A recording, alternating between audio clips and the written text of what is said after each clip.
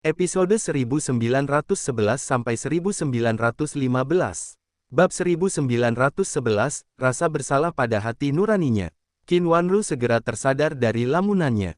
Sekarang bukan saatnya memikirkan hal-hal ini. Dia segera menarik lengan baju Zuan dan berkata, kita harus cepat-cepat lari.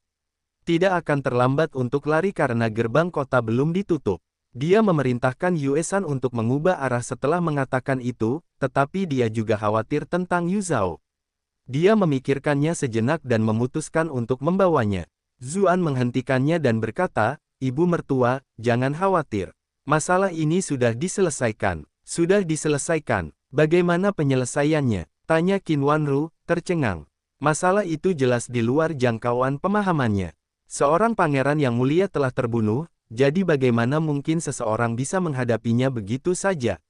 Zuan menjelaskan, utusan bordir menyelidikinya dan memutuskan bahwa bukan aku yang membunuh Raja Jin, melainkan kondisi tubuhnya yang buruk, dan dia meninggal karena terlalu memaksakan diri karena marah. Selain itu, mereka menemukan bahwa ada seseorang yang menghasut Raja Jin untuk menargetkanku sebagai taktik untuk melemahkan pengaruh Istana Timur. Jadi, fokusnya sekarang telah dialihkan untuk menyelidiki dalang di balik rencana ini. Ketika dia melihat betapa takutnya dia memutuskan untuk tidak mengatakan yang sebenarnya.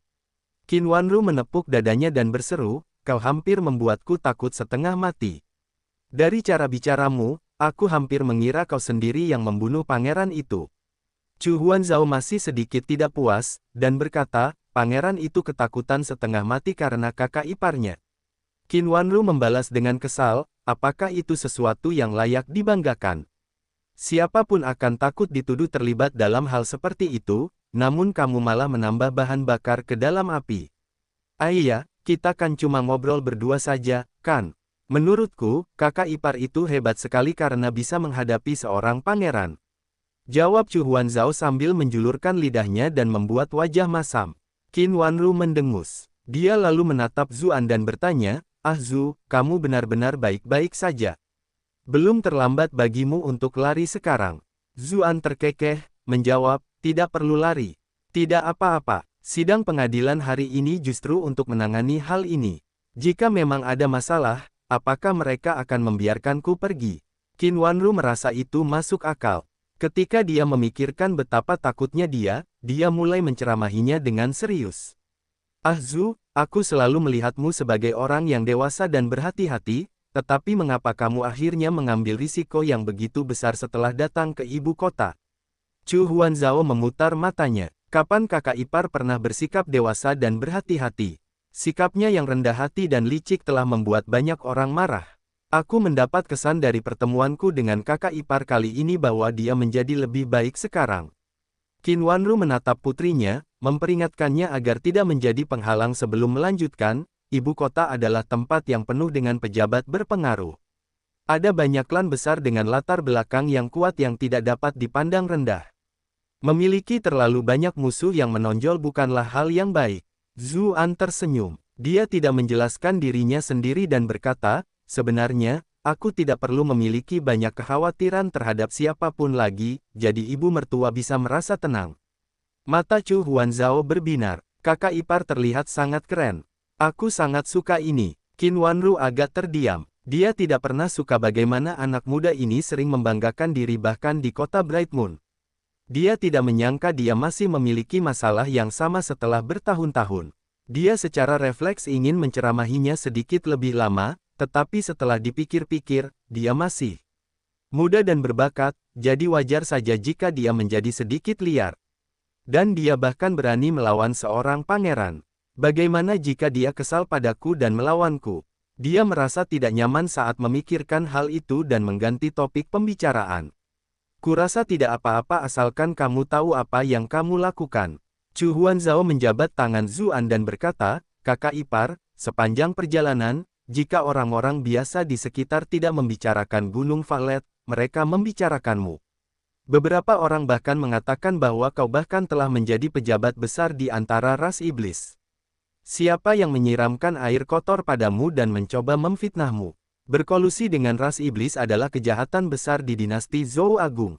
Karena itu, dia bertanya-tanya siapa yang mencoba menyakiti kakak iparnya. Zuan memasang ekspresi aneh saat menjawab, itu sebenarnya bukan fitnah. Aku adalah Bupati Ras Iblis. Karena status itulah, pihak manusia tidak berani menyentuhku dengan gegabah. Regen, seru Qin Wanru, terkejut. Dia begitu terkejut hingga seseorang bisa memasukkan telur ayam ke dalam mulutnya. Dia mengira bahwa mendapatkan dukungan dari Putri Mahkota dan mendapatkan semua kontribusi itu, diberi gelar markis di usianya yang masih muda, sudah belum pernah terjadi sebelumnya. Bagaimana dia bisa meramalkan bahwa dia akan memiliki identitas yang lebih eksplosif? Bupati Ras Vien, bukankah dia seseorang yang berada di bawah satu orang, tetapi di atas semua orang lainnya? Kakak ipar terlalu hebat, kau benar-benar seorang bupati, seru Chu Huanzhao, begitu terkejut hingga ia mulai melompat dari kursinya. Tatapannya penuh kekaguman saat ia menatap Zuan. Apakah kau tahu apa yang dilakukan seorang bupati? Tanya Qin Wanru sambil memutar matanya. Iklan oleh Pub Future. Siapa yang mengatakan bahwa rumor tentang Zuan sebagai pejabat ras iblis adalah fitnah dan menggertakkan giginya setiap kali ras iblis disebutkan? Tidak bisakah kau mengubah sisi seolah-olah semua itu tidak pernah terjadi? Tidak tahu, tapi jika saudara ipar adalah bupati, maka itu pasti posisi resmi yang luar biasa. Jawab Chu Huanzhao sambil bibir merah tipisnya membentuk lengkungan yang menggemaskan. Lihatlah dirimu, sama sekali tidak belajar dengan baik di akademi dan hanya tahu bermain. Qin Wanru berkomentar, hatinya mulai merasa lelah. Kemudian, dia menjelaskan sedikit tentang apa itu regen. Kemudian, dia menatap Zuan, suaranya menjadi sedikit lebih lembut saat dia bertanya, "Ah Zu, apakah aku benar? Apa-apaan ini? Kenapa aku bahkan tidak berani bersuara di depannya sekarang? Tidak, aku tidak boleh membiarkan dia menyadari rasa tidak percaya diriku. Kalau tidak, dia akan menindasku dengan lebih sedikit keraguan. Aku harus menjaga gengsiku sebagai ibu mertua. Itu saja." Namun, situasi Ras Vien agak istimewa dan mereka hanya memiliki permaisuri kedua dan kaisar muda, jadi mereka perlu mengandalkan saya untuk melindungi posisi mereka.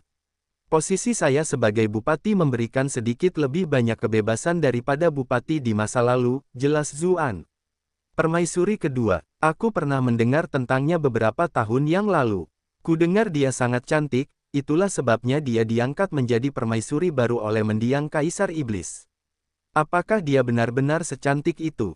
Qin Wanru tidak bisa menahan diri untuk bertanya ketika dia mengingat rumor yang pernah didengarnya di masa lalu. Chu Huanzhao juga ingin bergosip dan bertanya, apakah dia secantik ibuku? Wajah Qin Wanru memerah. Dia menjawab, dasar bocah, bagaimana mungkin ibumu berani dibandingkan dengan permaisuri dari sebuah kerajaan? Zuan menjawab, keduanya adalah wanita cantik kelas 1. Bunga plum, anggrek, bambu, dan krisan semuanya memiliki kelebihan yang unik. Permaisuri kedua lebih menawan dan memikat, sementara ibu mertua lebih bermartabat dan dewasa. Permaisuri kedua, jangan terlalu menyalahkanku. Apa lagi yang bisa kukatakan dalam situasi seperti ini? Ayah, bagaimana mungkin aku sehebat yang kau katakan? Tidak mungkin aku bisa dibandingkan dengan permaisuri kedua itu. Qin Wanru memegang pipinya dan berkata dengan rendah hati. Chu Huanzhao segera menelanjanginya, sambil berkata, Bu, ibu banyak sekali tersenyum sampai-sampai sudut bibir ibu hampir menyentuh telinga ibu. Qin Wanru tidak dapat menahan rasa malunya dan mendekat untuk mencubitnya, lalu menjawab, gadis nakal, apakah pantatmu gatal ingin dipukul? Ah, aku salah. Kakak ipar, selamatkan aku. Teriak Chu Huanzhao. Tubuh mungilnya melingkari Zuan untuk menghindari serangan ibunya.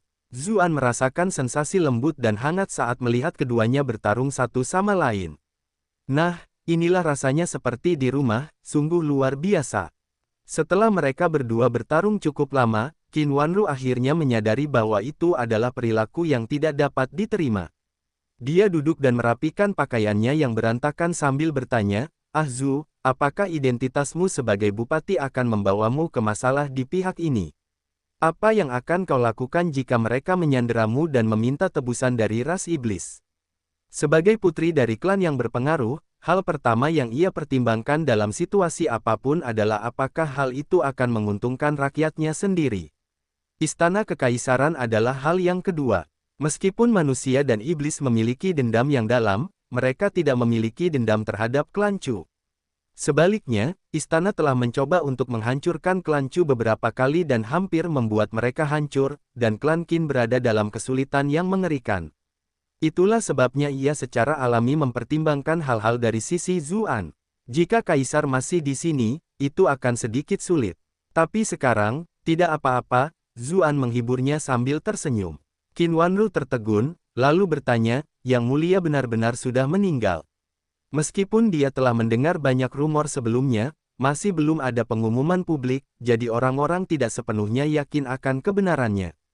Zuan mengangguk dan berkata, dia tidak mungkin mati lagi. Qin Wanru merasa sedikit kewalahan, tetapi Chu Huanzhao sama sekali tidak tertarik dengan topik itu. Dia bertanya, kakak ipar, permaisuri kedua itu sangat cantik dan dia harus bergantung padamu. Apakah dia mencoba merayumu? Dahi Zuan menjadi gelap. Dia menjawab, apakah itu sesuatu yang seharusnya dibicarakan anak-anak? Aku bukan anak kecil lagi.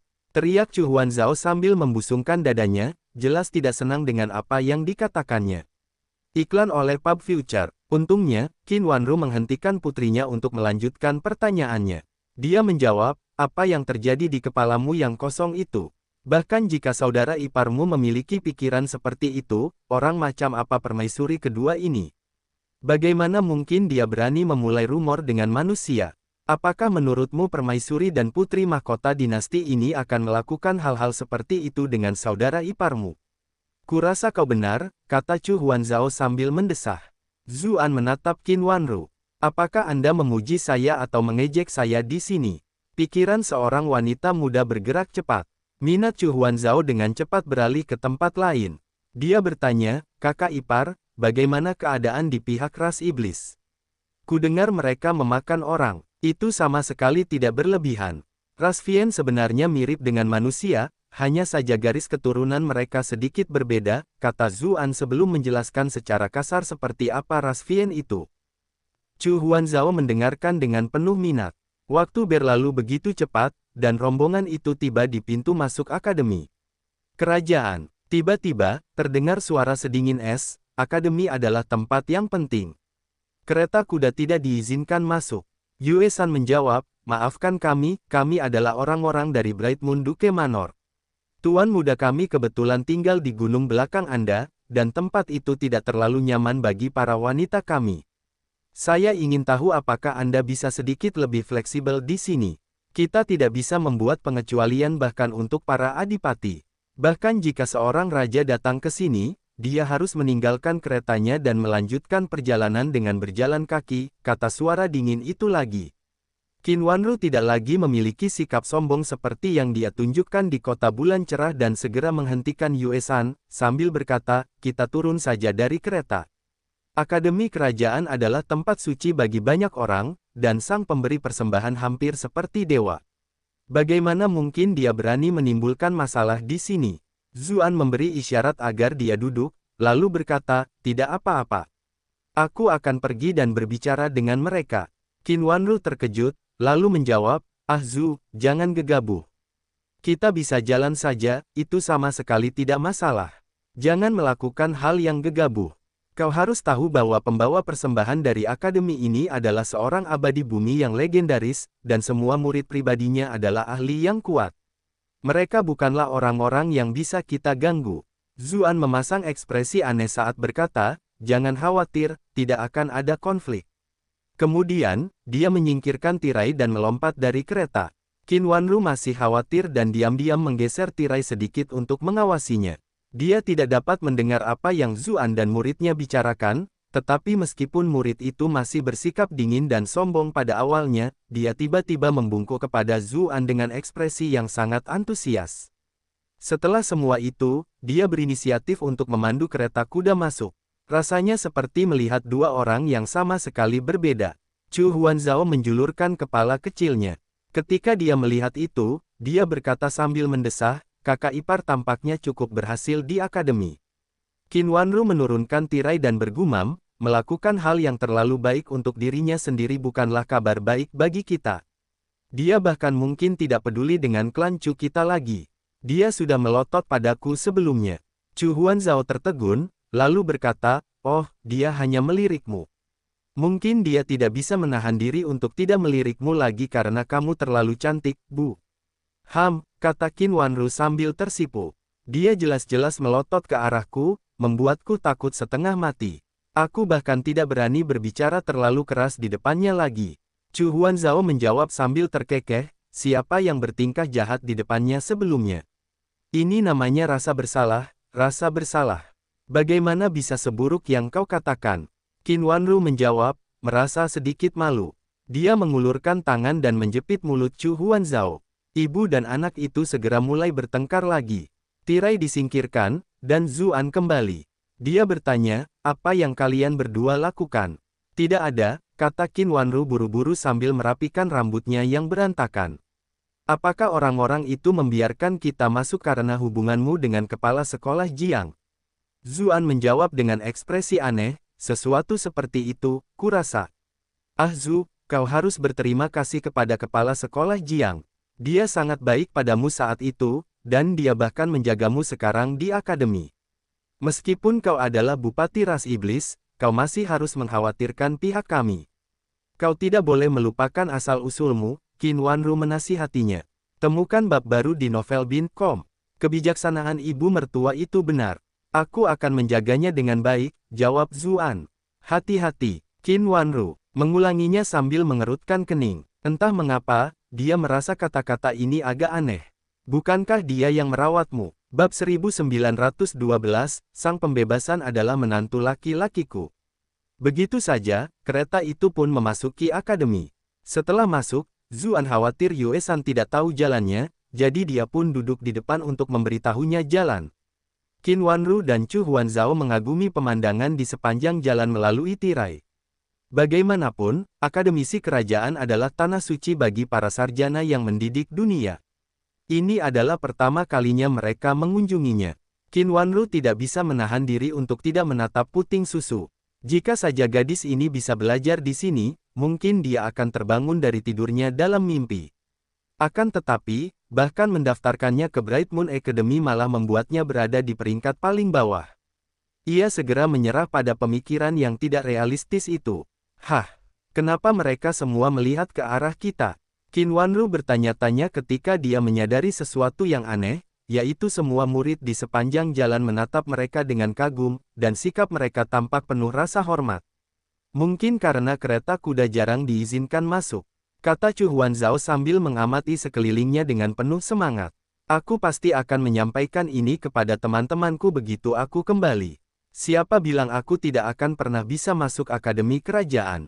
Bukankah pada akhirnya aku tetap datang ke sini? Dia sudah bisa bersatu kembali dengan saudara iparnya dan bahkan sudah masuk akademi kerajaan, jadi suasana hatinya sangat baik saat ini. Dia menambahkan, tentu saja, mungkin karena mereka melihat ibu begitu cantik sehingga mereka tidak bisa tidak melirikmu beberapa kali lagi. Ayah, anak ini hanya tahu cara mengatakan hal-hal acak. Bukankah mereka akan mengejek kita jika mereka mendengar apa yang kamu katakan? Qin Wanru menjawab, terdengar malu-malu. Akan tetapi, sering kali dalam berbicara mengungkapkan isi hatinya yang sebenarnya. Begitu saja, kereta itu langsung menuju ke gunung belakang. Murid-murid di sekitarnya semakin sedikit, dan pemandangannya juga semakin sunyi dan indah. Suara roda kereta yang berputar memanggil di seluruh lembah. Betapapun bodohnya Qin Wanru, dia tetap menyadari bahwa ada sesuatu yang tidak beres.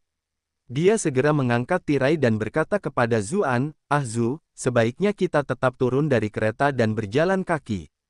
Kudengar Gunung Yukuan adalah tempat melatih sang pembawa anugerah, dan juga tempat di mana murid-murid pribadinya berkultivasi menjadi pahlawan. Tidak akan baik jika kita akhirnya menyinggung mereka. Lagi pula, masih ada Yuzhao di sini yang perlu dipertimbangkan. Meskipun kepala sekolah Jiang menjaganya, dia tetap saja murid, jadi kita tidak bisa mempersulitnya, bukan? Klan Chu kita bukanlah tipe yang tidak mengenal aturan. Zuan berkata sambil tersenyum, jangan khawatir, pemberi persembahan tidak keberatan. Tetapi, Qin Wanru mulai bicara. Dia benar-benar merasa kata-kata itu agak sulit dipercaya. Dia merasa seolah-olah kata-kata itu agak terlalu tergesa-gesa. Meski begitu, Zuan tetap teguh dalam sikapnya. Setelah mata mereka bertemu, dia menyadari bahwa dia sebenarnya tidak bisa berdebat dengannya. Dia hanya bisa menyerah dan kembali ke kereta. Beberapa saat kemudian, dia tersadar dari lamunannya. Aku sama sekali tidak bisa mengekspresikan diriku dengan baik. Apa yang kukatakan jelas masuk akal, jadi apa yang harus kutakuti darinya? Dia pasti akan memanfaatkanku mulai sekarang dan merayapiku. Dia ingin keluar lagi dan berdebat sebentar dengannya, tetapi ketika dia ingat bahwa dia adalah Bupati Ras Iblis dan bahkan berani melawan Raja Jin, dia menjadi khawatir sejenak. Begitu saja, dia menjadi sangat gugup dan tidak lagi bersemangat seperti sebelumnya. Sebaliknya, Chu Huanzhao mengoceh tanpa henti di sepanjang jalan, membuat keributan besar atas semua yang dilihatnya. Dia bertanya kepada Zuan di mana mereka berada dari waktu ke waktu. Zuan seperti pemandu wisata yang berdedikasi, menjelaskan detail mengenai pemandangan dan formasi pertahanan yang sesuai kepadanya. Awalnya, Qin Wanru agak murung, tetapi dia segera tertarik pada suaranya. Dia menajamkan telinganya dan mendengarkan.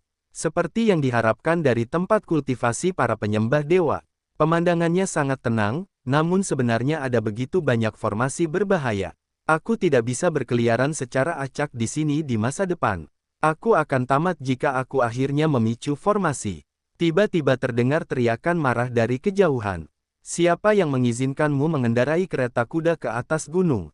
Wajah Qin Wanru memucat. Kita sudah selesai. Kita sudah selesai. Apa yang paling Anda takuti itulah yang akan terjadi pada Anda. Bagaimanapun juga, kami telah menyinggung orang terhormat ini dari gunung belakang. Iklan oleh Pub Future. Aku bahkan sudah memperingatkan Ahzu, tetapi dia tidak menganggapnya sebagai masalah besar sama sekali. Dia segera menurunkan tirai, bermaksud untuk meminta maaf. Dia bertanya-tanya tuan yang mana yang ada di sisi lain. Pakaiannya kotak-kotak hitam dan putih, seperti papan catur. Dia mungkin adalah murid kelima dari Hei Baizi, sang pembawa anugerah, bukan? Tuan muda klan Xie tampaknya adalah muridnya. Ketika mereka berkumpul, Nyonya Xie sering membanggakan hal itu di depan para wanita lainnya. Dia jelas sangat bangga, namun dia memasang ekspresi gelisah, mengatakan bahwa temperamen Hei Baizi tidak baik dan dia khawatir Xie Xiu akan menyinggung perasaannya. Siapa yang tidak tahu apa yang sebenarnya Anda pikirkan? Meski begitu, hanya klan mereka saja yang memiliki satu anak yang berguru pada murid kelima ini, dan yang satunya lagi mengikuti murid utama itu, jadi mereka memang punya hak untuk pamer. Ini sama sekali tidak seperti situasiku. Aku hanya punya Cuyan yang masih cukup menonjol. Huanzhao sama sekali tidak pandai belajar, sementara klan Qin mencoba membawa Yu Zhao ke akademi kerajaan, tetapi dia hanya bisa menjadi murid biasa. Dia sama sekali tidak punya kesempatan untuk menjadi murid para guru di pegunungan belakang. Tuan kelima, kami tidak melakukan ini dengan sengaja, dia memulai, mencoba mencari cara untuk meminta maaf kepada Hei Baizi, tetapi matanya tiba-tiba membelalak. Itu karena Hei Baizi yang marah tiba-tiba tersenyum lebar. Dia berlari kecil dan mendekati sisi kereta, lalu menyapa Zuan dengan hormat.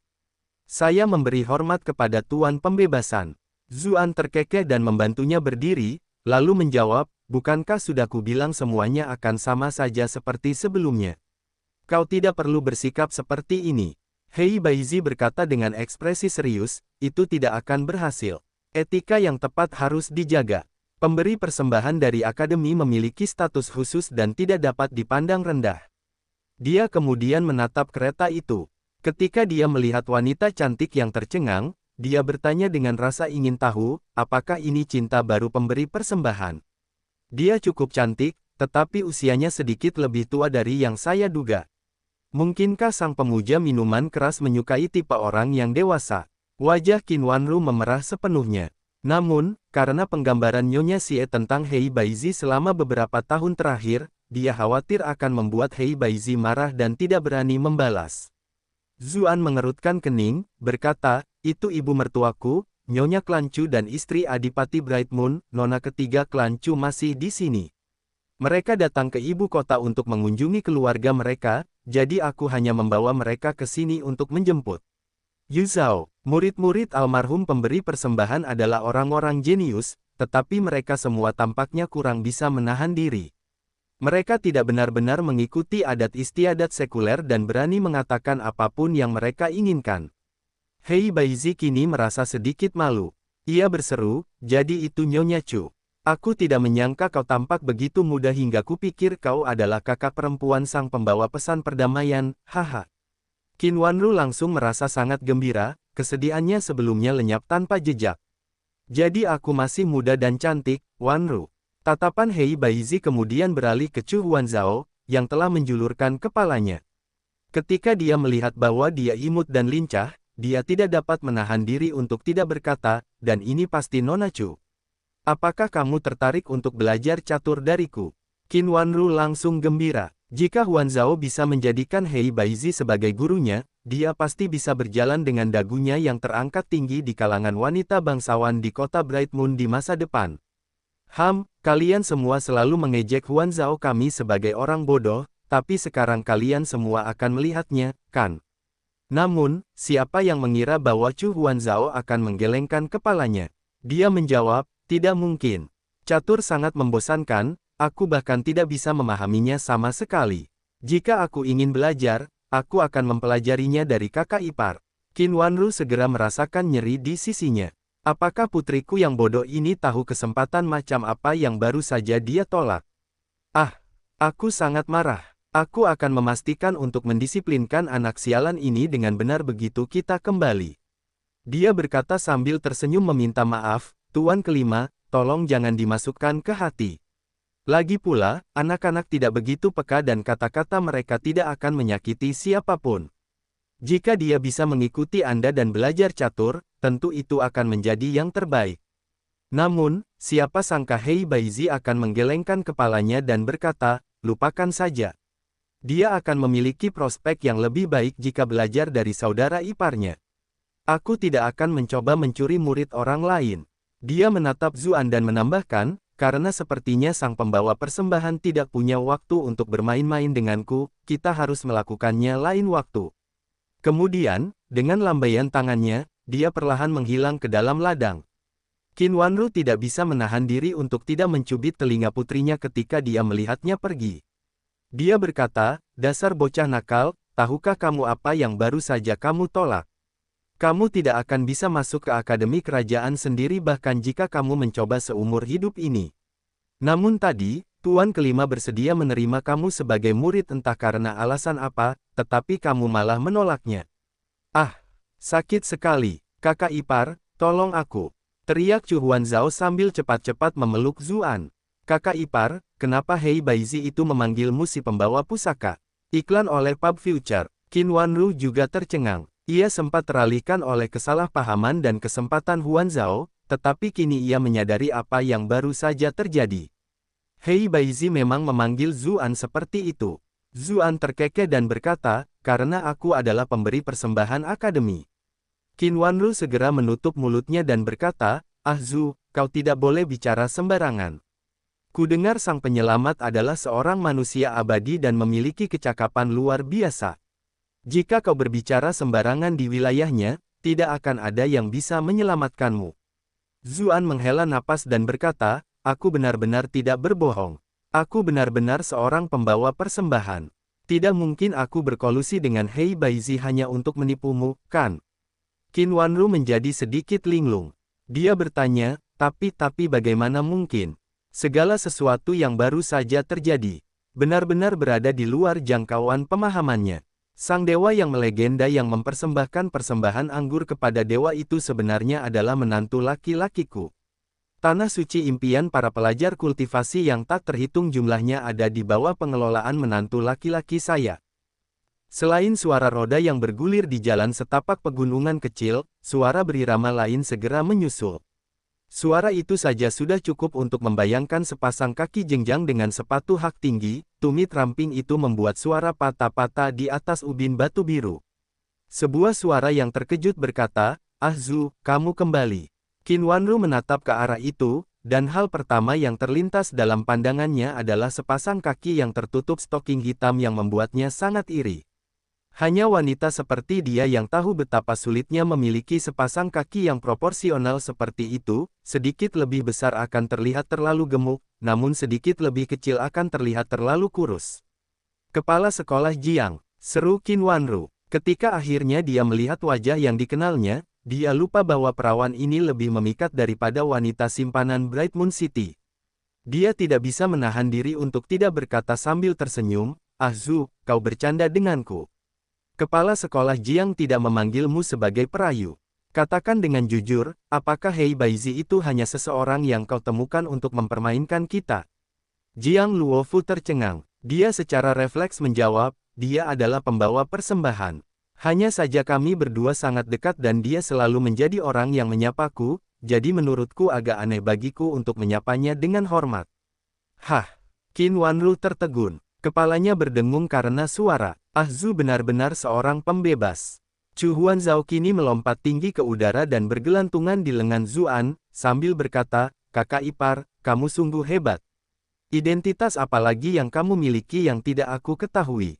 Cepat beritahu aku. Aku jauh lebih baik dalam mengambil barang dan aku sama sekali tidak mengecewakan ibu." Ketika mendengar ini, Qin Wanru menatap tajam ke arah putrinya. Gadis sialan ini mengolok-olokku. Tatapan mata Jiang Luofu beralih ke lengan yang Chu Huanzhao gantung, memperhatikan bagaimana dadanya terus bergerak maju mundur di lengan itu. Bukankah hubungan mereka terlalu baik? Qin Wanru segera bertanya apa yang paling membingungkannya. Namun, bukankah sang pemberi persembahan adalah sesepuh yang seperti Taois abadi? Jiang Luofu menghela napas dan berkata, sesuatu terjadi pada guru, dan dia sudah meninggal.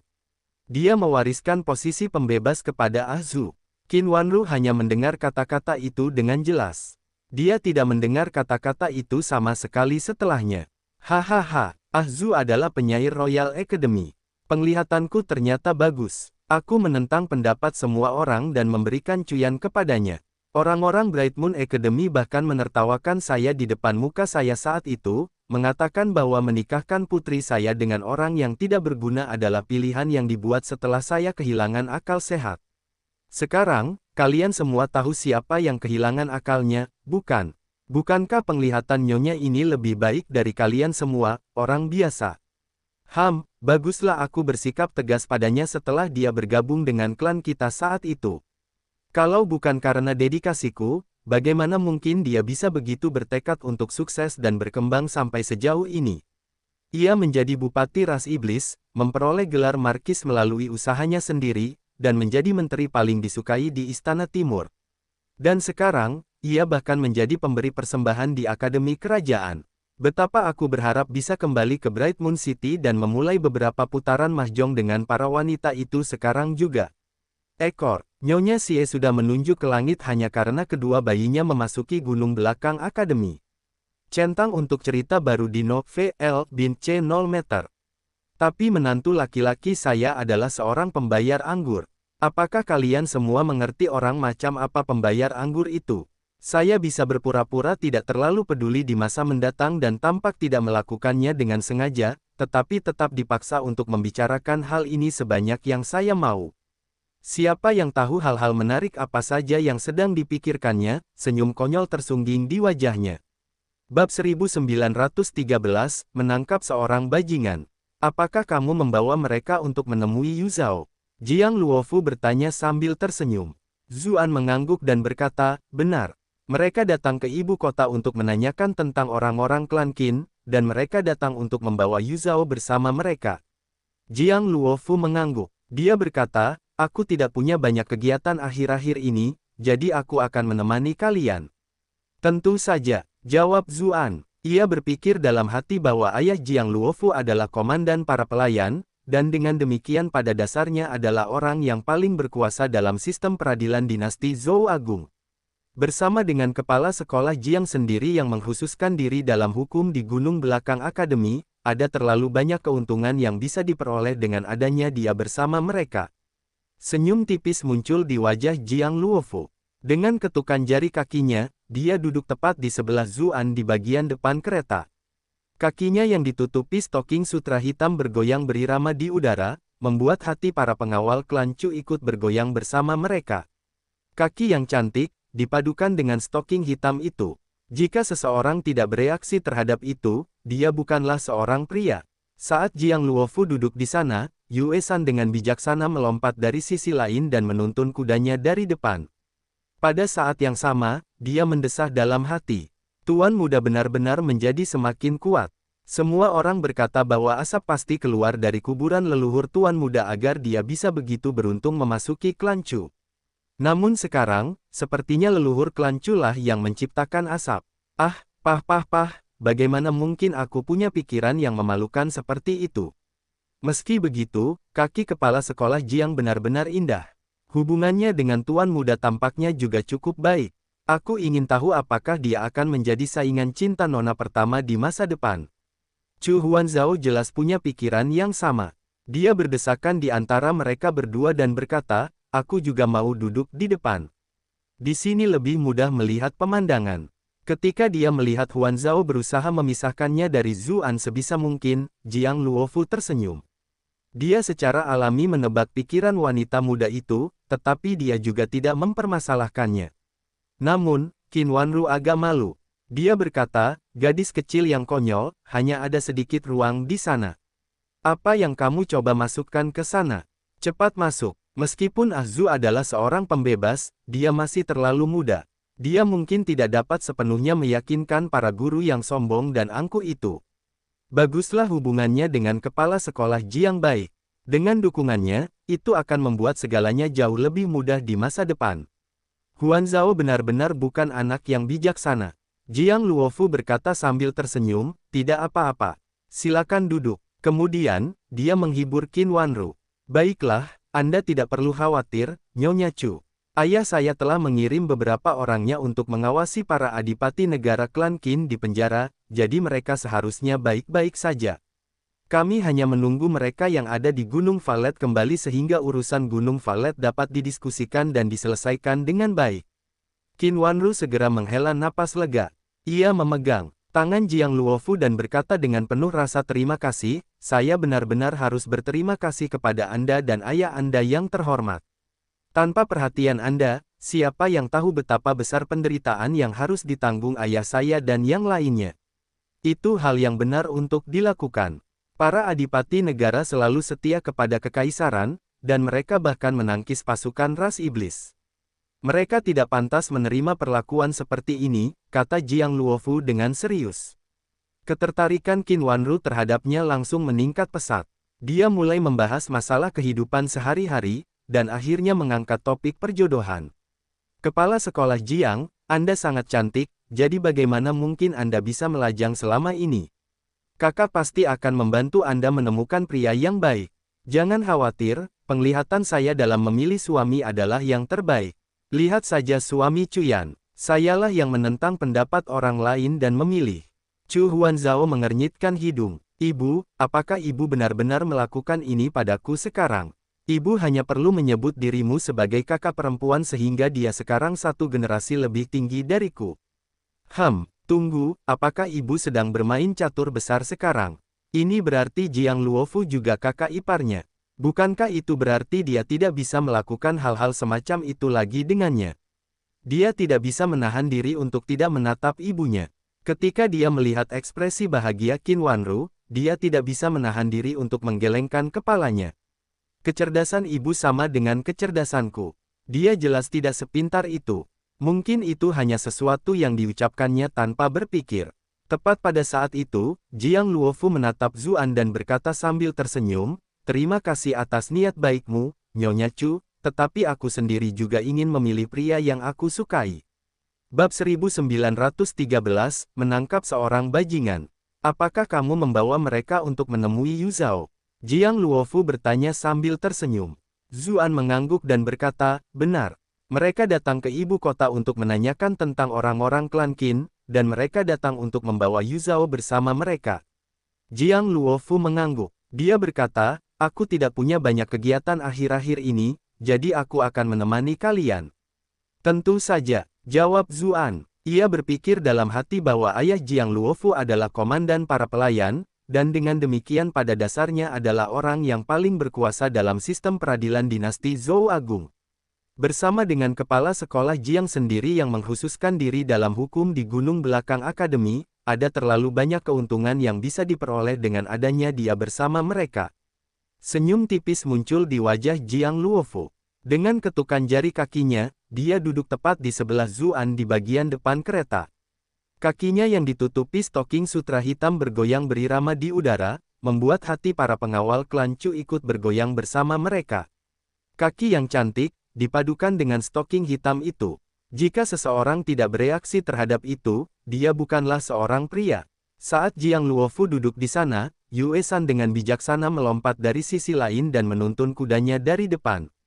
Pada saat yang sama, dia mendesah dalam hati.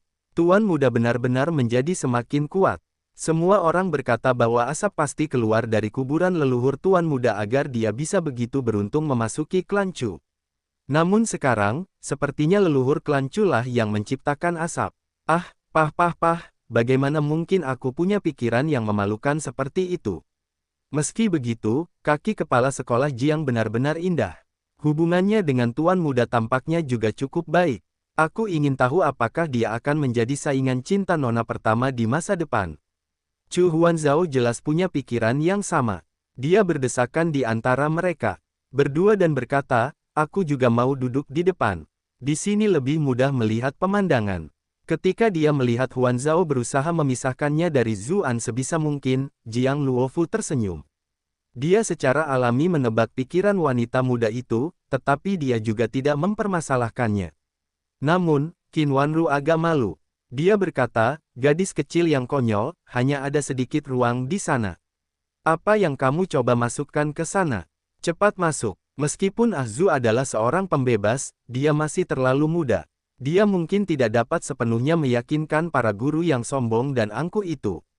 Baguslah hubungannya dengan kepala sekolah Jiang baik. Dengan dukungannya, itu akan membuat segalanya jauh lebih mudah di masa depan. Huanzhao benar-benar bukan anak yang bijaksana. Jiang Luofu berkata sambil tersenyum, tidak apa-apa. Silakan duduk. Kemudian, dia menghibur Qin Wanru. Baiklah, Anda tidak perlu khawatir, Nyonya Chu. Ayah saya telah mengirim beberapa orangnya untuk mengawasi para adipati negara klan Qin di penjara, jadi mereka seharusnya baik-baik saja. Kami hanya menunggu mereka yang ada di Gunung Valet kembali sehingga urusan Gunung Valet dapat didiskusikan dan diselesaikan dengan baik. Qin Wanru segera menghela napas lega.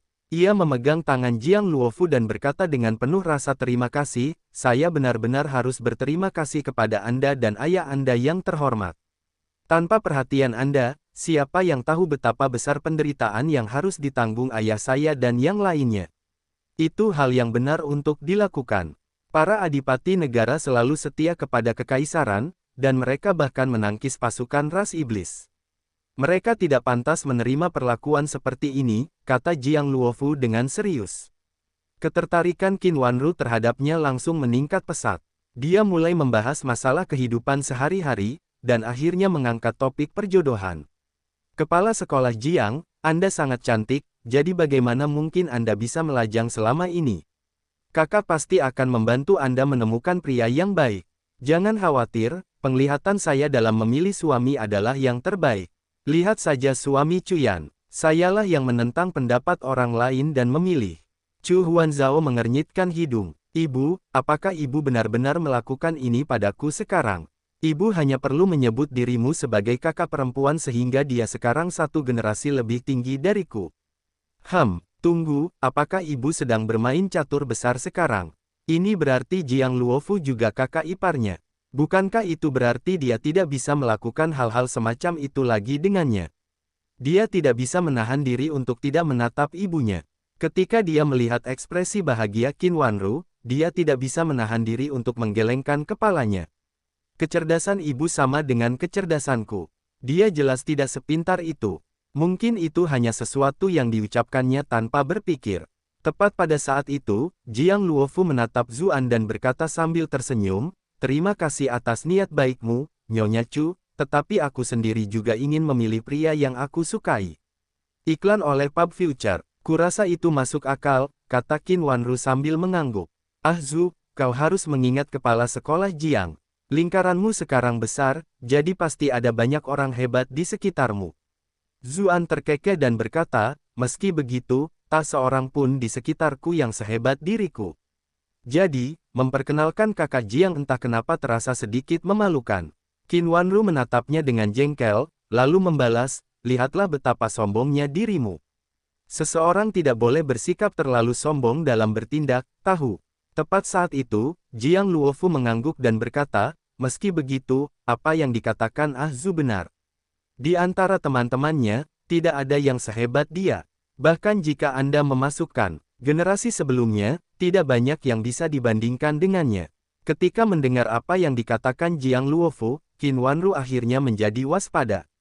Kenapa wanita ini begitu memuji Ah Zu? Dia tidak jadi menyukainya, kan? Aku tidak bisa membiarkan ini terus berlanjut. Aku harus lebih waspada di masa mendatang. Semua orang tahu bahwa pria yang punya uang dan pengaruh akan berubah menjadi lebih buruk. Meskipun aku senang Ah Zu telah mencapai kesuksesan yang luar biasa, dia pasti akan lebih banyak berpikir tentang perselingkuhan. Dia pasti akan mulai berpikir begitu dia melihat wanita cantik. Cuyan jarang berada di sisinya, jadi aku harus membantunya mengendalikannya. Jiang Luofu ini selalu mengenakan stocking sutra hitam itu dengan sangat menggoda, tetapi dia masih memiliki aura yang tidak mudah didekati dan menyendiri, yang benar-benar mematikan bagi pria. Di masa depan, dia mungkin memiliki hubungan seperti itu dengan Zuan. Itu terlalu berbahaya. Saat ia sedang berpikir omong kosong, kereta kuda itu tiba di Gunung Yukuan. Ketika ia melihat kolam teratai yang berwarna-warni dan ikan mas merah berenang bebas di sekitarnya, Qin Wanru langsung merasa segar kembali. Ia merasakan sisi mudanya meluap. Ia menggendong putrinya dan meninggalkan kereta kuda untuk mengaguminya. Tak lama kemudian, Chu Yuzhao mendengar berita itu dan bergegas keluar. Dia berteriak dengan gembira dan terkejut, "Ibu, adik kedua." Qin Wanru menoleh dan melihat putrinya yang anggun dan tampan seperti tuan muda. Dia juga sangat senang, berseru, "Ya ampun, ini dia putri kecilku." Keduanya pun segera berpelukan. Chu Huanzhao melengkungkan bibirnya. "Jadi kalau kalian tidak bertemu dalam waktu lama, itu adalah sayang kecil. Namun ketika kalian mengumpatku, itu adalah gadis kecil bodoh." Dia tidak bisa menahan diri untuk tidak mengamati sekelilingnya, dia kebetulan melihat Murong Qinghe yang tampak gelisah. Matanya tidak bisa menahan diri untuk tidak berbinar. Gadis ini sangat tampan, wajahnya agak kekanak-kanakan, dan tubuhnya tinggi dan ramping. Kulitnya yang kecoklatan benar-benar unik, memberinya semacam kecantikan yang lincah dan energik. Dia benar-benar berbeda dari wanita-wanita cantik yang dibesarkan di kamar wanita mereka sepanjang hari. "Apakah kamu nona klan Murong?" Chu Huanzhao bertanya dengan rasa ingin tahu. Dia menatap tombak dua potong di pinggang Murong Qinghe dan bertanya-tanya kapan dia bisa bertanding dengannya. "Mana yang lebih kuat, tombaknya atau cambukku?" "Salam, saudari kedua," teriak Murong Qinghe secara refleks.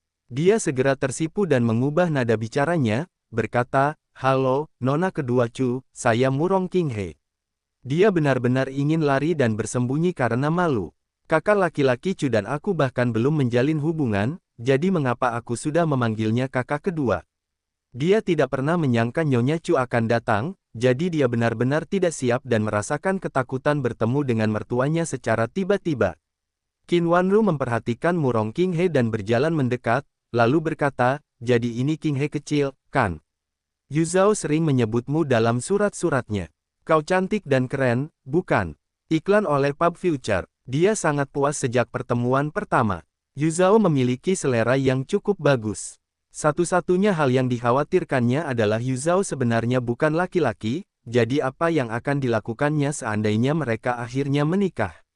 "Saya menyapa Nyonya Chu," kata Murong Qinghe. Biasanya dia cukup tangguh di barak, tetapi ketika dia bertemu calon ibu mertuanya, dia tetap merasa sedikit malu, takut meninggalkan kesan buruk padanya. "Ini pertemuan pertama kita, tetapi aku tidak menyiapkan hadiah apapun. Bagaimana kalau aku memberimu gelang ini? Gelang ini sudah menemaniku selama bertahun-tahun, dan ini adalah sesuatu yang harus kuwariskan dari generasi ke generasi," kata Qin Wanru sambil melepaskan gelang giok hijau untuk diberikan padanya. "Ini terlalu berharga, aku tidak berani menerimanya," seru Murong Qinghe sambil melambaikan tangannya dengan wajah memerah. Harganya memang mahal, tetapi alasan utamanya adalah makna tersirat di baliknya. Sepertinya ini adalah sesuatu yang hanya bisa dikenakan oleh wanita dari klan Chu, yang berarti dia sudah memberikannya kepada menantu perempuannya. "Kakak laki-laki Chu dan aku mungkin saling menyayangi, tapi Ambil saja. Apa maksudmu, berharga? Pada akhirnya, gelang giok ini hanyalah benda mati, jadi bagaimana bisa sama berharganya dengan orang yang masih hidup? Qin Wanru menjawab, dia tidak memberi waktu pada Murong Qinghe untuk menolak dan melingkarkannya di tangannya. Murong Qinghe tidak bisa menolaknya lagi dan berkata, kalau begitu aku harus berterima kasih pada nyonya. Wajah kecilnya menjadi merah. Apakah ini berarti klan Chu telah menyetujui hubungan kita? Kakak Chu selalu bilang kalau ibunya bukan orang yang mudah marah, tapi bukankah sekarang keadaannya sudah terlihat baik? Ketika dia memikirkan bagaimana klan Murong sekarang hancur dan dia bahkan menjadi buronan, namun pihak lain tampaknya tidak mempermasalahkannya sama sekali, bahkan mewariskan gelang yang mewakili menantu perempuannya, dia hampir meneteskan air mata. Kakak laki-lakinya Chu telah mengambil risiko yang sangat besar untuk melindunginya, dan Nyonya Chu sama sekali tidak memandang rendah statusnya. Ada juga kakak laki-laki Zhu, yang bahkan telah membunuh Raja Jin demi dia. Saat itu juga, dia mengambil keputusan. Tidak peduli apa yang terjadi di masa depan, dia harus menikah dengan klan Chu. Dia tidak akan pernah meninggalkan kakak laki-lakinya Chu. Semua orang sudah ada di sini, jadi mari kita mengunjungi penjara kekaisaran bersama, kata Jiang Luofu. Murong Qinghe mengerutkan bibirnya saat mendengar kemana mereka pergi dan berkata, aku juga ingin melihat ayah dan kakekku. Klan Murong juga dikurung di penjara kekaisaran. Dia bertanya-tanya bagaimana keadaan mereka, dan apakah mereka mengalami kesulitan. Jiang Luofu agak gelisah, katanya, statusmu saat ini masih sebagai penjahat pengadilan. Jika kami membawamu ke penjara kekaisaran, ekspresi wajah Murong Qinghe menjadi suram. Dia tahu dia mungkin tidak akan bisa turun ke sana. Dia tidak hanya akan berakhir dalam bahaya, dia bahkan akan melibatkan mereka semua. Zuan berkata saat itu juga, tidak masalah. Kita tinggal mendandaninya dan menyamarkannya sedikit. Dia mengeluarkan topeng setipis kertas dan menyerahkannya padanya, sambil menjelaskan, pakai ini dan ganti pakaianmu. Berpura-puralah menjadi pelayan kami, dan tidak seorang pun akan mengenalimu. Murong Qinghe terkejut sekaligus gembira, lalu berseru, terima kasih, kakak Zhu. Kakak ipar kakak Chu benar-benar hebat. Kalau bukan karena aku yang pertama kali bertemu kakak Chu, mungkin aku akan berakhir menyukai. Pah, Murong Qinghe, apa kau tidak tahu malu? Dia adalah saudara ipar dari kakak Chu, jadi bagaimana kau bisa memiliki pikiran seperti itu? Ia kembali ke kamarnya dan berganti pakaian, lalu segera keluar lagi. Benar saja, wanita muda yang gagah berani, lincah, dan cantik itu kini tampak seperti orang biasa yang lewat. Jiang Luofu tidak dapat menahan diri untuk tidak mendesak kagum, dan berkata, ah Zhu, topengmu ini sungguh luar biasa. Jika kamu menggunakannya saat berselingkuh, kurasa tidak akan ada yang tahu kalau itu kamu. Qin Wanru dan kedua saudarinya langsung menajamkan pendengaran mereka. Mungkinkah dia benar-benar menggunakan topeng ini untuk melakukan hal-hal buruk itu? Zuan berkata sambil mengerutkan kening, ini adalah sesuatu yang tidak sengaja aku temukan dan kuputuskan berguna untuk menjelajahi dunia para pejuang. Bagaimana mungkin ini sesuatu yang hina seperti yang kau gambarkan?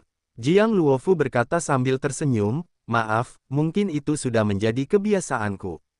Aku kebetulan sedang menyelidiki kasus tentang seorang bajingan dan akhirnya kasusnya terungkap di sini.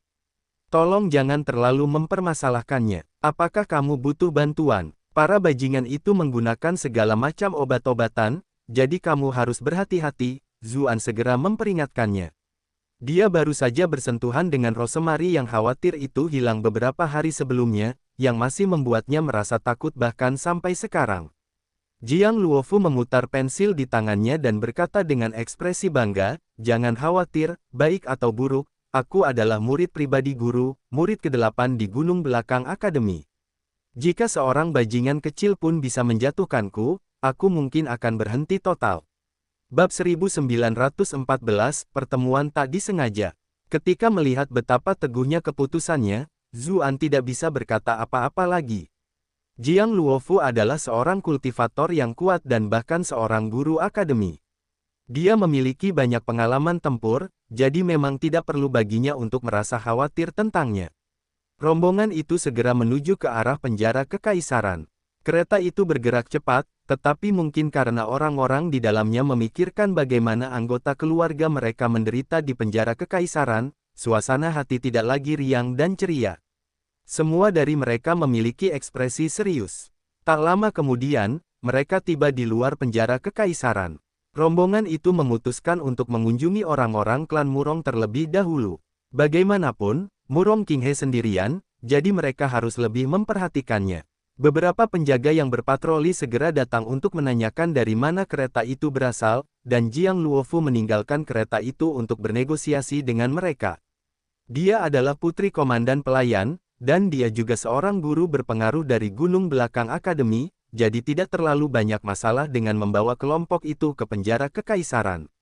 Orang-orang di dalam kereta mengamati pemandangan di luar jendela.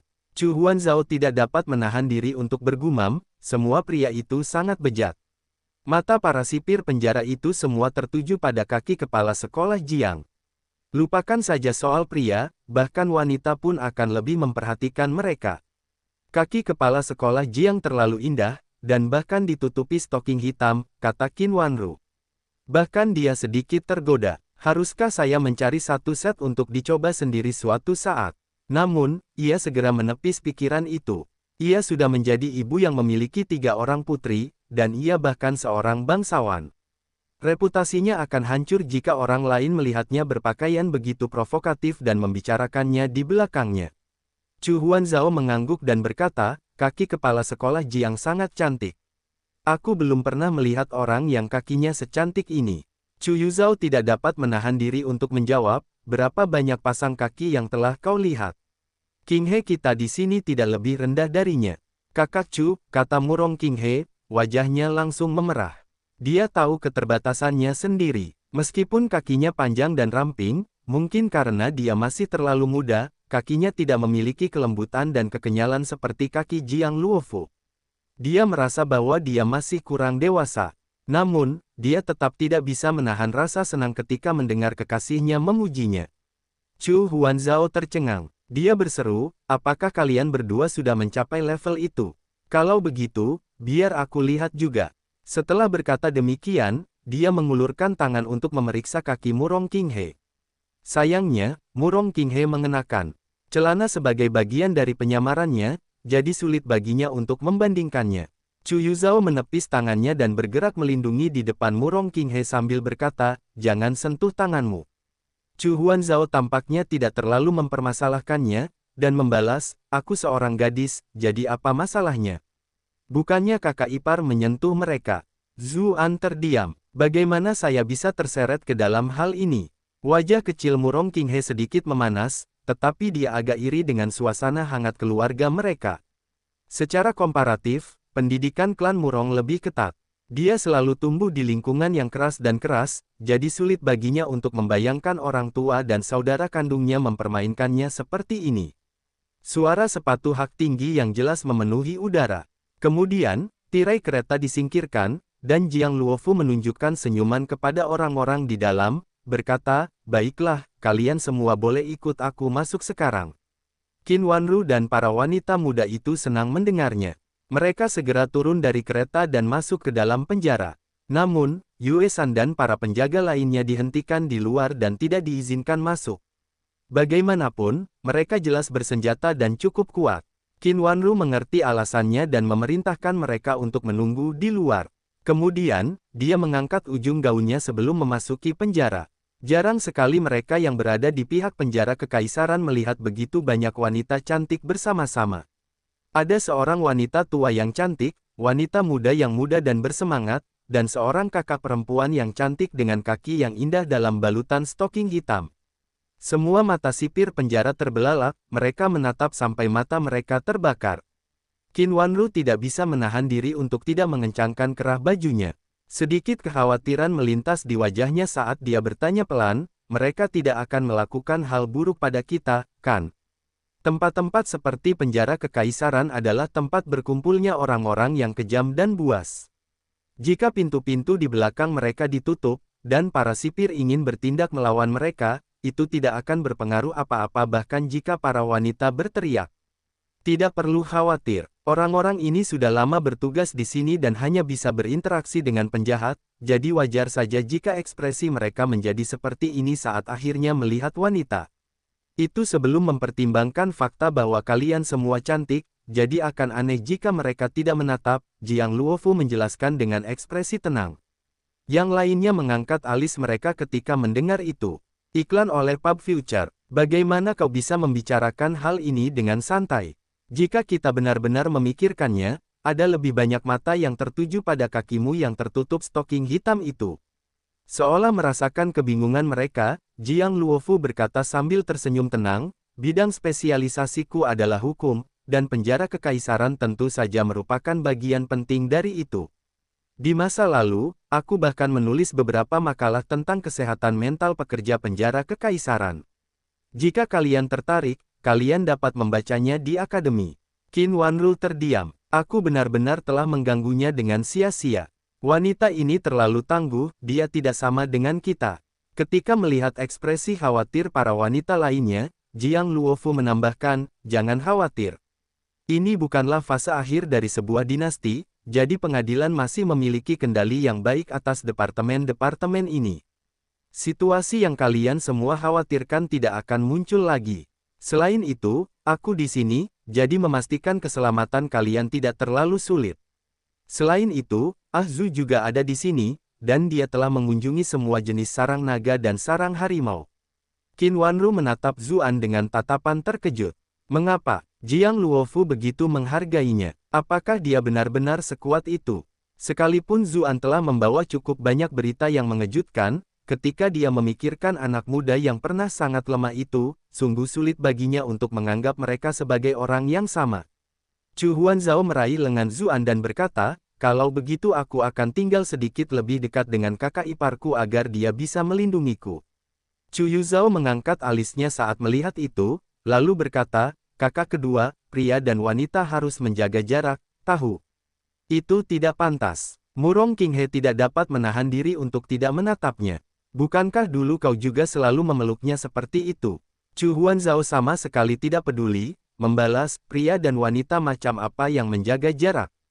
Kakak ipar dan aku adalah satu keluarga dan hubungan kami sangat baik. Mengapa aku harus khawatir tentang hal-hal itu? Aku lebih khawatir tentangmu, apa yang kamu pikirkan sepanjang hari di dalam kepalamu itu. Jika kamu cemburu, maka kamu bisa datang ke sini juga. Qin Wanru mengalami sakit kepala yang hebat. Putri kedua dan ketiganya sangat patuh pada kakak perempuan mereka, tetapi mereka selalu bertengkar satu sama lain. Yang satu tidak menyayangi dan menjaga adik perempuannya, sedangkan yang satu tidak menghormati kakak perempuannya. Mereka selalu seperti musuh setiap kali bertemu. Juga, mengapa Huanzhao menyuruh Yuzhao memeluk kakak iparnya juga? Apa yang kau katakan? Kau sudah mengkhianati dirimu sendiri, tetapi kau juga mengkhianati kakak perempuanmu. Apakah aku benar-benar akan menyajikan ketiga saudari itu kepada Zuan dalam panci yang sama? Untungnya, di depan ibu dan kakak perempuannya, Chu Yuzhao tidak berani bersikap mesra kepada kakak iparnya seperti biasanya. Bagaimanapun, mereka tahu bahwa dia sebenarnya seorang wanita, dan tidak seperti Murong Qinghe yang terlalu mudah dibodohi. Ketika dia melihat kakak perempuannya yang kedua menempel pada kakak iparnya, dia hanya bisa menggertakkan giginya. Setelah Huanzhao memergokinya sedang melihat, dia memeluknya lebih erat seolah-olah untuk memprovokasinya. Ah, aku sangat marah. Aku pasti akan melaporkannya lain kali saat aku bertemu kakak tertua. Di bawah pimpinan sipir penjara, kelompok itu tanpa sengaja telah memasuki sel penjara. Ada beberapa orang yang dikurung di setiap kamar, dan mereka semua menunjukkan ekspresi putus asa saat bersandar di sudut.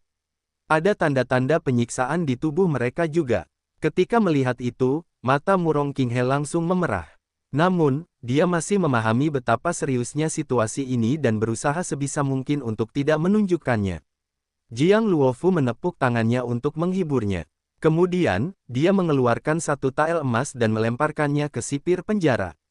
Sipir penjara itu menyelipkan emas itu ke dalam lengan bajunya sambil tersenyum lebar, dan berkata, kalian bisa mengobrol pelan-pelan, aku akan berjaga di luar. Kemudian, dia dengan bijaksana pergi untuk memberi mereka ruang. Murong Qinghe tidak bisa menahan diri lagi. Dia langsung melompat ke salah satu ruangan, sambil berteriak, "Ayah!" Orang-orang yang setengah pingsan di dalam sel itu perlahan-lahan terbangun. Di antara mereka, suara seorang pria parubaya yang tampak mengesankan bergetar ketika dia bertanya, "Apakah itu kamu, King He?"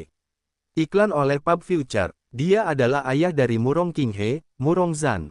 Dia pernah menjadi menteri di bawah sekretariat kekaisaran. Murong King He melepas topeng yang menutupi wajahnya. Dia tidak dapat menahan air matanya, dan berkata, "Ayah, ini aku." Murong Zan terkejut sekaligus senang, lalu berteriak, "King He."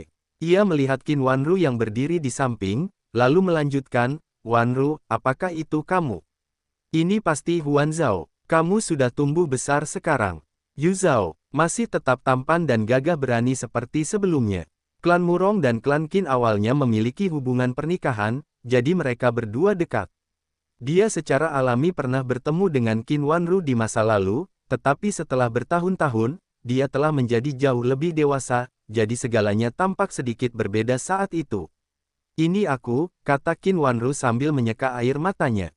"Kalian semua benar-benar menderita." Mereka dapat melihat bahwa para tahanan telah disiksa bahkan melalui jeruji penjara, meninggalkan mereka dalam kondisi yang buruk.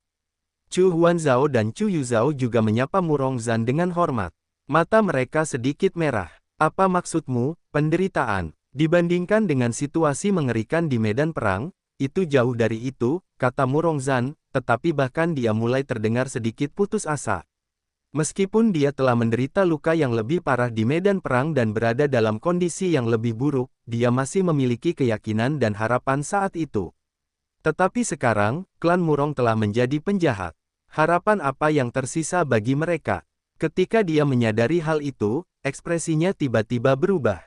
Dia segera memperingatkan putrinya, "Mengapa kamu datang ke sini? Terlalu berbahaya di sini. Jika identitasmu terbongkar, mereka juga akan menangkapmu. Cepat dan keluar dari sini." Saat itu, Zuan angkat bicara. "Jangan khawatir, adik King He baik-baik saja sekarang. Aku bisa menjamin keselamatannya. Selain itu, kalian hanya perlu bertahan di sini selama beberapa hari lagi."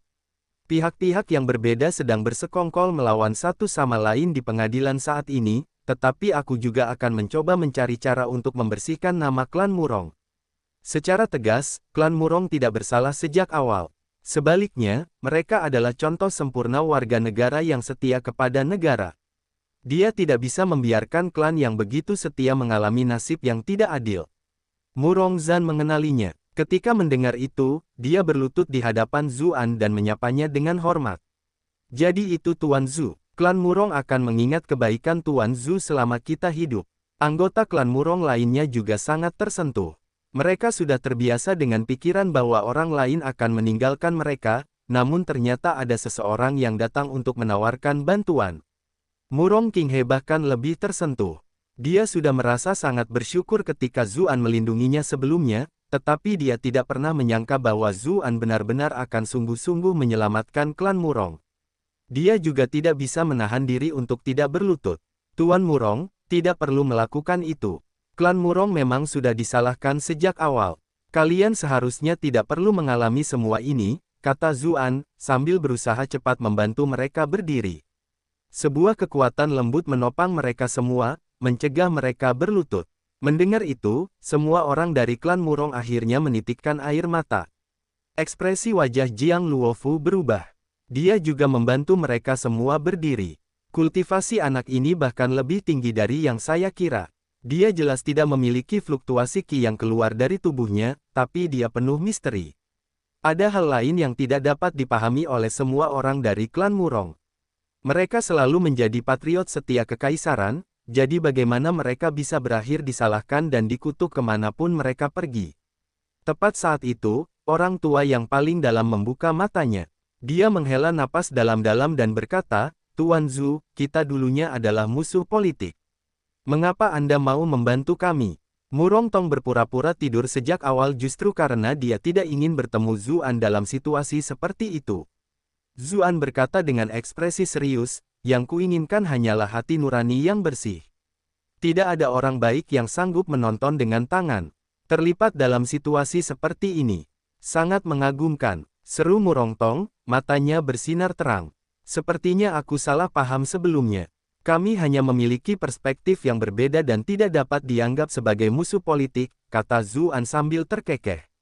Kemudian, dia melihat luka-luka mereka, dan bertanya, mengapa kalian mengalami interogasi yang begitu kejam? Jiang Luofu juga mengerutkan kening dan berkata, benar sekali. Aku jelas menugaskan beberapa orang untuk mengawasimu.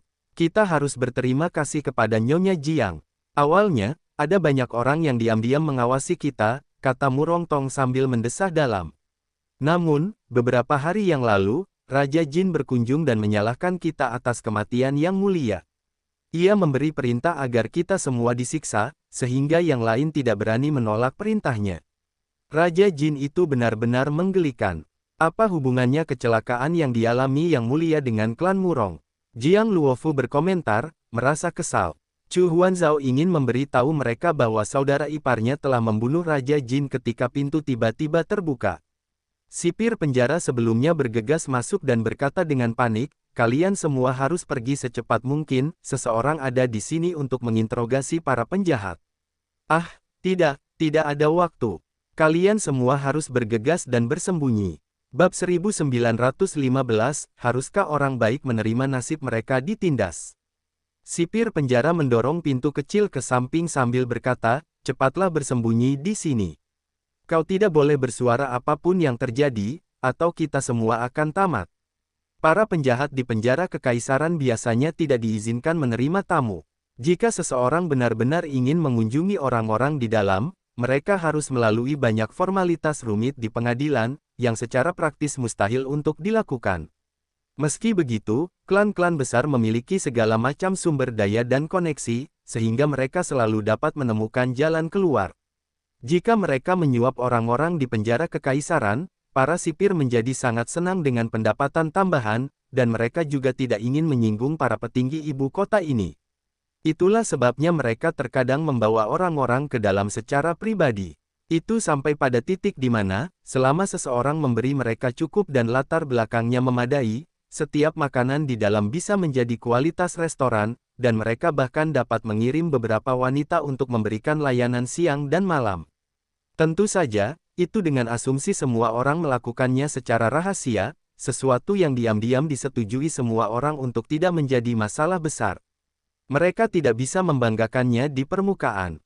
Jika tokoh berwenang yang lebih tinggi datang untuk melakukan penyelidikan dan mengetahui apa yang terjadi, semuanya bisa dengan cepat menjadi tidak proporsional, dan akan ada banyak masalah.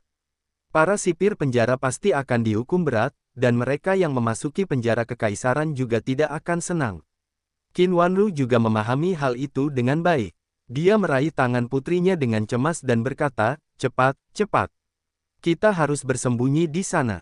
Klan Chu di kota Bright Moon selalu tidak disukai oleh istana kekaisaran. Jika salah satu musuh mereka mengambil kesempatan untuk menangkap mereka, konsekuensinya akan sangat mengerikan. Bukan saja kita tidak akan bisa menyelamatkan klan Qin, aku juga akan membuang putri-putriku sendiri.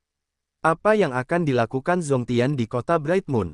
Tidak mungkin dia bisa memulai pemberontakan, kan? Setelah melihat betapa kejamnya banyak narapidana yang masuk, Qin Wanru masih merasakan sedikit ketakutan bahkan sekarang. Jika dia dan kedua putrinya dikurung di tempat seperti ini, itu akan menjadi kehidupan yang lebih buruk daripada kematian. Yang terpenting, mereka semua adalah wanita, dan wanita yang sangat cantik. Jika sipir penjara yang ganas ini atau beberapa petinggi ingin melakukan sesuatu yang tidak pantas kepada mereka, mereka tidak akan bisa menolak sama sekali. Ekspresi tegas tiba-tiba muncul di wajahnya. Kalau orang-orang itu mau menindas Huanzhao dan yang lain, maka aku akan menghalangi jalan dan menghadapi mereka semua sendirian. Lagi pula, aku seorang nyonya yang sudah punya anak, jadi aku seharusnya bisa mengurus mereka semua. Aku tidak bisa membiarkan tubuh halus Huanzhao dan yang lainnya dipermalukan. Saya harus bisa menghadapi satu orang, tetapi bagaimana kalau banyak yang mendatangi kita? Hicks, membayangkannya saja sudah menakutkan. Pada saat itu, dia sudah membayangkan banyak sekali kejadian menyedihkan. Ekspresinya menjadi sangat pucat. Tepat saat itu, sebuah tangan dengan lembut menyentuh bahunya, dan sebuah suara berkata, kita tidak perlu bersembunyi. Tidak ada seorang pun di ibu kota ini yang perlu aku sembunyikan. Entah mengapa, Saat merasakan keteguhan tangan itu, hati Qin Wanru yang gelisah berangsur-angsur menjadi tenang. Benar, menantu laki-lakiku sekarang adalah Bupati Ras Iblis, pemberi persembahan bagi ras manusia, dan bahkan Bendahara Istana Timur, menteri kesayangan Putri Mahkota, seorang markis yang sedang naik daun. Mengapa aku takut? Ketika dia memikirkan hal itu, dia segera menegakkan punggungnya. Mata Chu Huanzhao dan Chu Yuzhao langsung bersinar. Kakak iparku sangat hebat. Aku merasakan rasa aman yang misterius saat bersamanya. Kedua wanita muda itu segera bertemu pandang. Ketika mereka melihat cara mereka memandang Zuan, mereka berdua mendengus dan mengalihkan pandangan. Kakak kedua jelas-jelas bernafsu pada tubuh kakak ipar. Kamu bisa menjaga diri dari ribuan atau bahkan puluhan ribu pencuri, tetapi pencuri dalam keluarga adalah yang paling sulit dijaga. Pasti ada yang salah dengan ekspresi kakak ketiga. Jangan bilang dia juga menyukai kakak iparku. Hah, kenapa aku menggunakan kata juga? Murong Qinghe segera mengenakan topengnya lagi. Dia tidak ingin membawa masalah bagi Zuan. Pada saat yang sama, dia sedikit khawatir.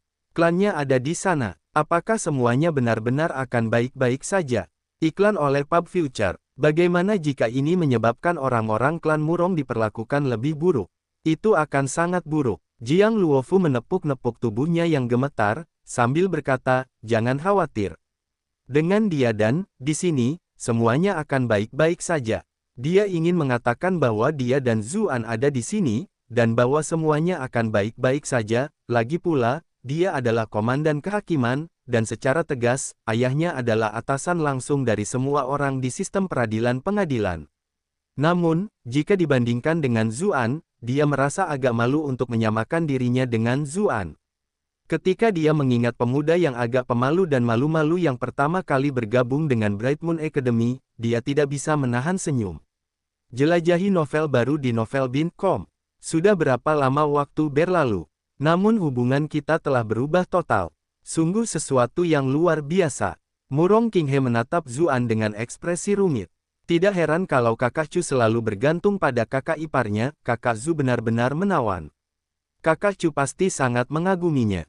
Mereka semua punya pikiran yang berbeda-beda, sementara sipir penjara benar-benar panik, berkata, ayolah, kenapa kalian semua tidak bergerak? Ayu, benar-benar tidak ada waktu.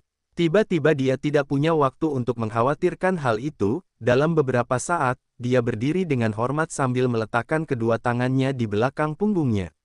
Sekelompok orang yang berjumlah sekitar selusin orang masuk saat itu juga, semuanya mengenakan jubah resmi yang disulam dengan gambar binatang buas dan jahat. Jiang Luofu berkata kepada Zuan, mereka adalah orang-orang dari Kementerian Kehakiman. Zuan mengangguk. Pada masa dinasti Zhou Agung, terdapat 5 kementerian yang mengelola berbagai urusan pemerintahan sehari-hari. Misalnya, Sang Hong berasal dari Kementerian Keuangan dan mengelola pengiriman uang dan gandum. Pada suatu waktu, untuk membagi kewenangan komandan kehakiman, 3 adipati ditunjuk untuk mengelola putusan kasus hukum. Meskipun mereka disebut 3 adipati, orang-orang biasa memanggil mereka Kementerian Kehakiman secara pribadi. Ketika mereka melihat ada sekelompok besar orang berkumpul, kelompok dari Kementerian Kehakiman tercengang. Kapan penjara kekaisaran mulai memiliki begitu banyak pemalas, dan begitu banyak wanita cantik? Ada seorang wanita tua, wanita muda, dan bahkan sepasang kaki indah yang tertutup stoking hitam. Sebagai orang yang bekerja di bawah Kementerian Kehakiman, mereka tentu tahu tentang beberapa hal memalukan yang terjadi di pihak penjara kekaisaran. Mungkinkah orang penting tertentu sedang berminat dan bawahannya mengiriminya wanita? Namun, ada banyak sekali, dan semuanya memiliki gaya yang berbeda. Apakah dia mencoba berpesta seks di penjara kekaisaran? Orang yang memimpin dengan enggan mengalihkan pandangannya dari stoking sutra hitam Jiang Luofu yang melelehkan jiwa dan berbalik untuk menggeram kepada sipir penjara, siapa mereka? Mengapa mereka ada di dalam penjara kekaisaran? Sipir penjara itu diam-diam marah. Ini semua salah orang-orang ini karena tidak bersembunyi saat aku menyuruh mereka. Sekarang, mereka menyalahkanku seperti yang diduga. Karena itu, dia berkata sambil tersenyum meminta maaf, menanggapi Tuan Ye, mereka mungkin menyuap orang idiot tertentu di sini dan datang ke sini untuk mengunjungi teman-teman mereka. Kunjungan. Pejabat itu mendesah lega. Sepertinya mereka bukan bawahan orang penting manapun. Itu membuat segalanya lebih mudah ditangani. Dia menoleh ke arah kelompok itu dan berkata, penjara kekaisaran adalah tempat yang penting. Bagaimana bisa kalian masuk dan keluar dengan seenaknya? Selain itu, kalian semua dicurigai menyuap pejabat pengadilan, yang menambah lapisan kejahatan lainnya. Tangkap mereka semua. Aku akan memastikan untuk menginterogasi mereka perlahan-lahan nanti. Matanya tertuju pada dada Qin Wanru yang mengesankan dan kaki Jiang Luofu yang luar biasa. Seorang wanita tua yang dewasa dan seorang kakak perempuan yang seksi, nah, itulah yang sedang saya bicarakan. Secara komparatif, para wanita muda itu agak terlalu muda. Selama mereka memasuki penjara kekaisaran ini, bahkan jika seorang dewa datang ke sini, mereka tetap harus mendengarkannya. Setelah dia bermain dengan mereka selama beberapa hari, dia akan melepaskan mereka begitu klan mereka mengumpulkan sejumlah besar uang untuk menebus mereka. Mereka bukan saja tidak akan menyalahkan saya, mereka bahkan akan sangat berterima kasih. Adapun para wanita yang dimanfaatkan, mereka tidak akan mengatakan apapun demi reputasi dan integritas mereka sendiri. Ini bahkan bukan pertama kalinya saya melakukan hal seperti ini sudah menjadi kesepakatan. Ketika mendengar itu, wajah Qin Wanru memucat. Iklan oleh Pub Future, yang terburuk memang terjadi. Kita seharusnya menyembunyikan diri lebih awal. Dia bisa merasakan tatapan jahat itu padanya. Sebagai seorang wanita, dia secara naluriah bisa merasakan hasrat seorang pria. Aku tamat, aku tamat. Aku benar-benar akan berakhir seperti domba di sarang harimau sekarang. Alis Jiang Luofu yang anggun berkerut. Dia menjawab dengan suara sedingin es, hukum dinasti Zhou Agung mana yang kau patuhi?